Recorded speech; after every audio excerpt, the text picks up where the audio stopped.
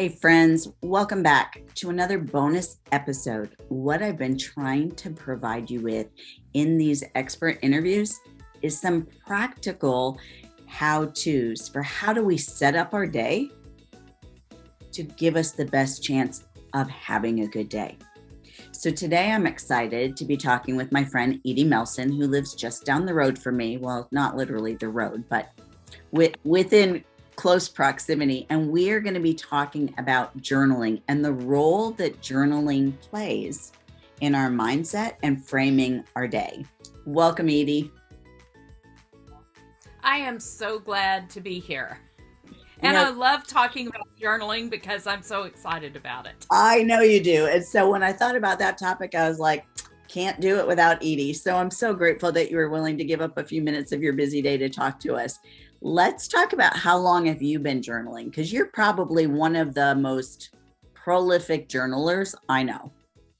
I have been journaling since it was called a diary. Okay. I used to get a new diary every year. But I have to tell you, I found this because it sits out in my bedroom. And I wanted to share it with everybody. This is the back of it, Kirk and Edie. And this is actually the journal I had when Kirk proposed to me. Oh my word. What a treasure. Yeah. And so this is just to say, number one, those memories can't be recreated. And it's precious to have them. And number two, a journal that means a lot does not have to be something fancy.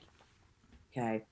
All right. But this is going to bring up a question that I have, and I know some other folks do. Part of what has kept me from journaling more than I do is the fear that someone's going to come across my journal, my diary, my intimate secrets. How do you get past that? Well, I have a pact with my husband, and he promises to go through my journals before he releases them to the family. That's a So great idea. he already knows my struggles. He knows when I'm struggling with him. He knows when I'm struggling with God. He knows when I'm struggling with my children. And so he's a good filter for me if something happens. So Oh, and the fact is, um, I try to be very honest in my journals, but I also try to be very God focused. I do a lot of prayer in my journals. And so I have found that when I'm truly seeking God, no matter what my struggle is, the end of the process, whether it's one day or a week or 9 months of Jimmy's first deployment, there is an arc of God's provision and God's blessing that helps put it all in context. beautiful. How has journaling helped or shaped your writing? Well, for one thing, I've used it in many of my books. I use the deployment journal in the military books that I wrote because my prayers were real and they helped me connect to what other moms would be feeling. I've also used my journals throughout my children's lives on my book, While Your Child is Away. It has prayers in it for your children at different points in life. And I use it to remind myself of the goodness of God. I have a really bad memory. And no matter what notes I take, if I don't put them in a journal form where I can go back and check the dates and stuff, I have trouble remembering all that God has done and all of the answers He's provided. So, in a way, journals are akin to the altars that God asked folks to build in the Bible as a reminder of what he brought them through. Yes, absolutely. They're like spiritual markers in my life. And periodically, I'll find myself going back and rereading them. So I really love them. And I also do a lot of gratitude journaling because I'm not a normally thankful or grateful person. And I need to make sure that I stay reminded of all of the blessings that God has around me. So, what about those who are watching us today and they're not planning to write a book? What's the value in daily journaling for them? Well, I think there are three or several main things that you get out of it. Number one, there's that disciplined time, particularly if your journal is focused on your spiritual aspect, Mhm. prayer, or what God is saying to you, or what you need God to say to you. I think that emphasizes your of a daily walk with God. It also, for me, prayer journaling, writing out my prayers, helps drill down to the core of what I'm really feeling. And it helps get away with all the stuff. When I pray in my head, I get distracted. And when You I do, huh? write out my I don't. I'm sorry. I am such a baby Christian in some ways. I am not at all mature, but I do. I get distracted in my head when I'm just praying like that. And so I think it really helps. It also gives us a way to see what God has done and what God is doing.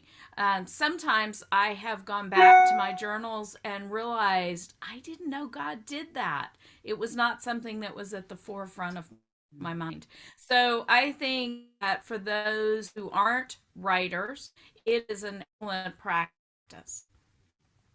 Talk a little bit about the different types of journaling you do, because I know that there's several different types that you particularly practice.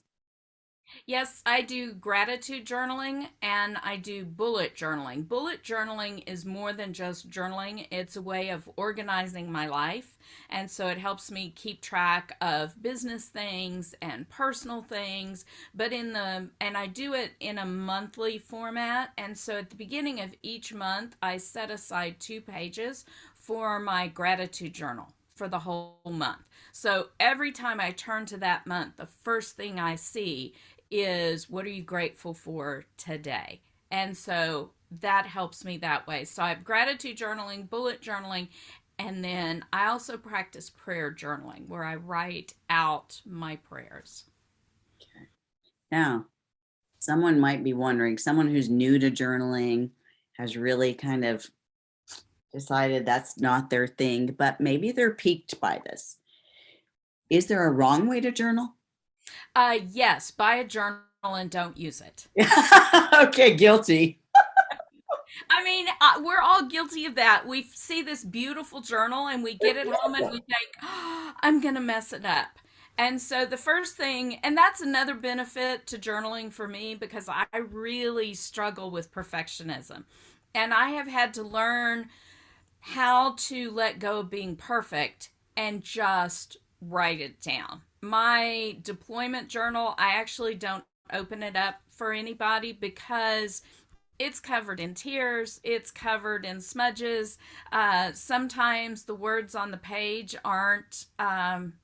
they aren't nice. They're real, they're rough, and God can take them. And if you are afraid to use a pretty journal, then get one to practice on, but don't let the pretty one sit there for too long. Well, and I like how you use just a spiral notebook in the early days. Yep. I was a college student. I couldn't afford anything else.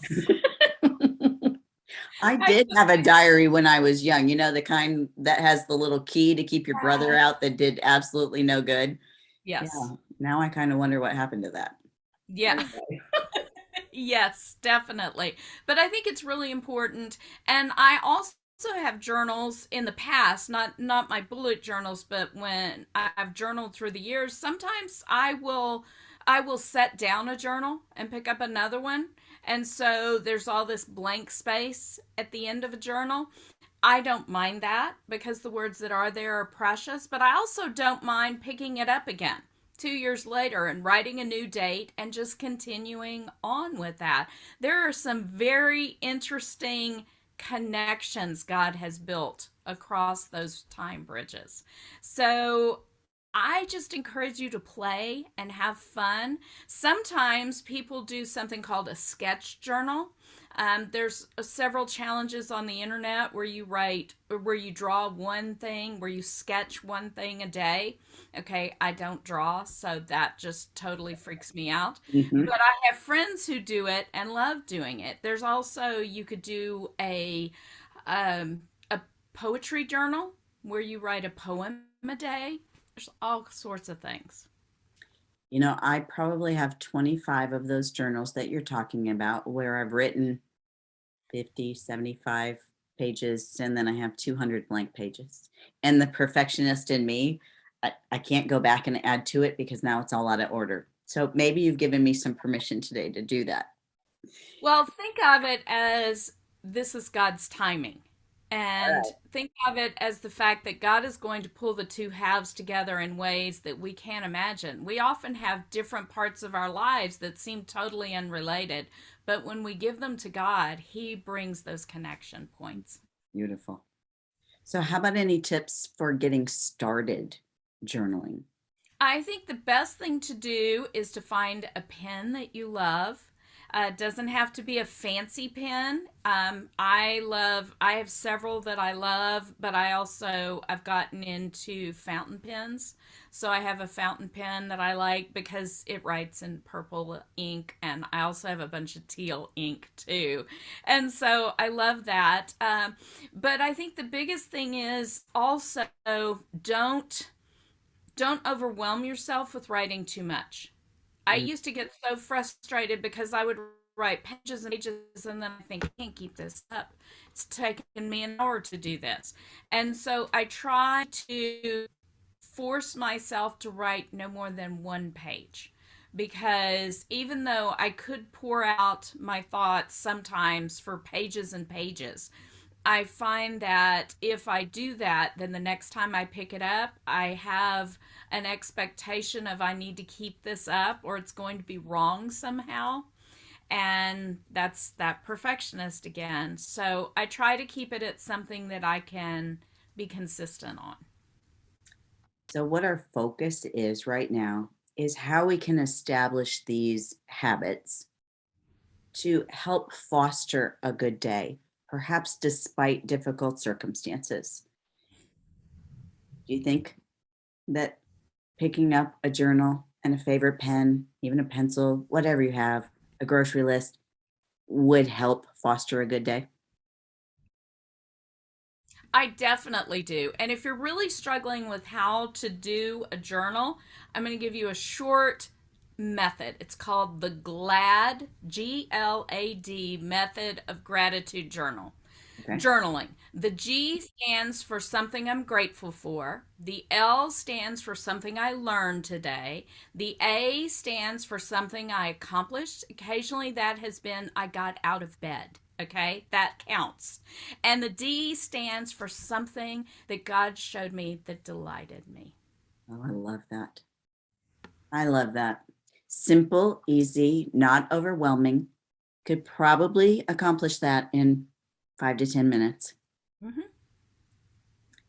Friends, what we're trying to do is equip you so that today really can be a good day. I hope that this conversation with Edie has encouraged you. If you're not a journaler, if you've been afraid of journaling, even if you are a journaler and maybe you haven't been doing it recently, consider picking up a spiral notebook, a pretty journal, nice pen, and starting small.